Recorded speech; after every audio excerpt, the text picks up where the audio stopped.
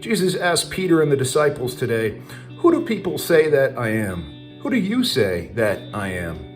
Now, most sermons I've heard on this topic will draw us to ask ourselves, who do we say Jesus is, right?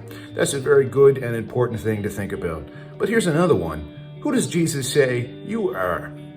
Now, when we're young, right, going through our school years, maybe in especially high school, often we worry about gossip and rumors, right? Or what do people think about us? You say, boy, I think he's cool. Does he think I'm cool? I sure hope so. Oh, does he think I'm strange and weird? Oh no, I better fix that, right? Because we don't want to be thought of that way. Now, you might think, okay, that's in the past, but honestly, I think a lot of us hang on to some degree of that, caring so much about what other people think.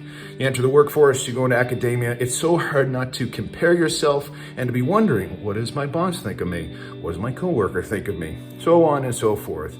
What I think is especially true is this happens a lot in moments of weakness in our lives, things that we can't control. If you're grieving, if you're going through illness, if you're going through something that's making your work and your life not to your full potential, you can be thinking, boy, I hope they don't think I'm weak. I hope they don't think I'm struggling or that I can't do as well as this, that, or the other person.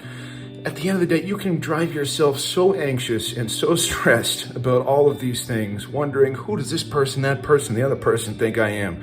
Instead, we can always draw back to that question that is honestly the only thing that matters. Who does Jesus say I am? The answer, invariably, beloved child of God.